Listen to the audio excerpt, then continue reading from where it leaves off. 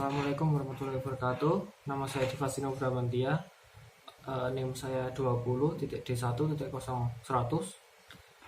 Di sini saya akan menjelaskan tentang agama dan mental kesehatan dari perspektif Muslim. Yang pertama adalah latar belakang Islam. Islam itu agama semit besar terakhir. Kata Islam berarti damai dan tunduk pada kehendak atau hukum Tuhan. Hukum Islam diturunkan Nabi Muhammad selama periode 23 tahun, dimulai pada tahun 610 Masehi dan diawetkan dalam kitab suci Al-Quran. Terus kemudian ada makna Islam. Kata Islam berarti tunduk pada kehendak Tuhan dan ketaatan pada hukumnya. Hanya melalui ketundukan pada kehendak Tuhan dan dengan ketaatan pada hukumnya, seseorang dapat mencapai kedamaian sejati dan menikmati kemurnian abadi. Allah itu satu dan tidak memiliki sekutu. Dia adalah pencipta langit dan bumi. Nabi Adam, Nabi Nuh, Nabi Ibrahim, Nabi Ishak, Nabi Ismail, Nabi Musa, Nabi Isa, dan Nabi Muhammad semuanya menyembah Allah. Quran. Sumber definitif hukum Islam adalah Al-Quran, Sunnah, dan Hadis. Itu Al-Quran terdiri dari 114 surat yang berisi 6.616 ayat. Al-Quran telah diawetkan dalam bahasa Arab asli, baik dalam tulisan maupun ingatan selama 1400 tahun yang lalu. Al-Quran telah menjadi sumber yang bukan hanya berasal dari umat Islam hukum dan teologi mereka, tetapi juga prinsip dan institusi kehidupan publik mereka. Al-Quran memberi Nabi 4 peran berbeda, menjelaskan Al-Quran, legislator, orang yang harus ditaati, dan model perilaku Muslim. Kemudian ada 5 rukun Islam. Yang pertama ada al-syahadah. Itu merupakan pernyataan iman, bersaksi bahwa tidak ada siapa-siapa layak sembah kecuali Allah dan bahwa Muhammad adalah hamba terakhirnya dan utusan terakhirnya. Kemudian yang kedua ada al-sholah, yaitu sholat. Doa ditentukan 5 kali. Sholat ditentukan 5 kali sehari sebagai kewajiban Tuhan. Sholat memperkuat dan menghidupkan kepercayaan kepada Tuhan dan menginspirasi manusia ke tingkat yang lebih tinggi. Itu memerdekakan hati dan mengendalikan godaan perbuatan salah dan kejahatan. Itu prasyarat untuk sholat yaitu wudhu, kesucian niat, badan, pakaian, dan lingkungan, dan menghadap ke Makkah alias menghadap ke kiblat di mana Ka'bah berada. Yang ketiga ada puasa di bulan Ramadan, artinya pantang dari fajar hingga matahari terbenam dari makanan, minuman, dan seks, dan mengekang niat jahat dan keinginan. Itu mengajarkan cinta, ketulusan, dan pengabdian.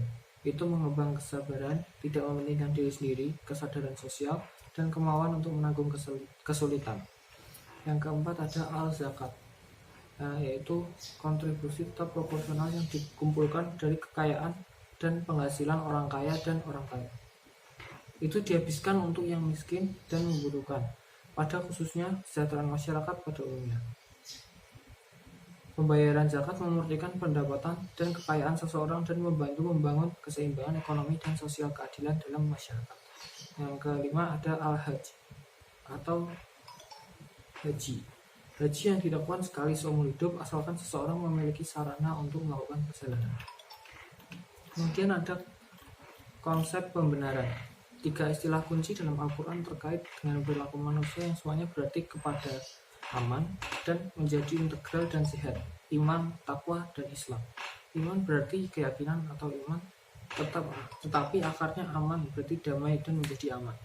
Seorang mukmin adalah orang yang percaya pada Tuhan, para malaikatnya, di Al-Quran sebagai bukunya, para utusannya dengan Muhammad menjadi yang terakhir dari semuanya hari penghakiman dan pengetahuan mutlak dan hikmat Tuhan. Takwa berarti kesolehan atau takut akan Tuhan, tapi yang akarnya berarti melindungi agar tidak tersesat atau terbuang atau waspada terhadap bahaya. Seseorang dapat melindungi dirinya sendiri dari bahaya karena menjadi orang benar. Kemudian ada konsep kesetaraan.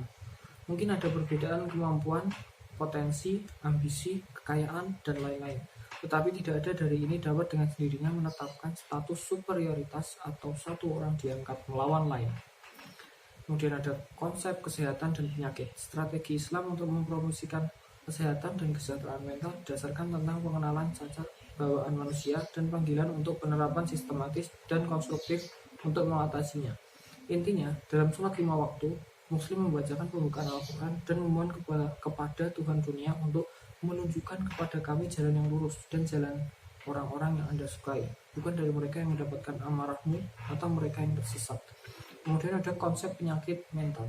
Doktrin Islam menolak penyebab supernatural atau setan dari penyakit mental dan bahwa itu adalah produk dari ketidakseimbangan dalam humor tubuh. Penyebab psikis dari penyakit diketahui dan berbagai bentuk psikoterapi dipraktikkan. Menggunakan shock dan rasa malu untuk terapi adalah penemuan Islam. Kesimpulannya, Islam selain sebagai agama juga merupakan sistem sosiopolitik yang menawarkan metodologi yang komprehensif dalam penyelesaian spiritual, intelektual untuk umat manusia. Masalah sehari-hari. Allah adalah pencipta transenden, mutlak, dan penguasa segala hal. Tidak ada yang terjadi tanpa izinnya. Kepatuhan total pada kehendaknya dan kepercayaan pada belas kasihannya memberikan kedamaian abadi. Hukumnya ditujukan untuk mencapai kedamaian, keamanan, dan ketentraman, serta menanamkan kehidupan yang sehat, bermoral, aman, dan tentram masyarakat. Oke, baik, mungkin hanya sekian dari yang bisa saya sampaikan tentang agama dan mental kesehatan dari perspektif Muslim. Wassalamualaikum warahmatullahi wabarakatuh.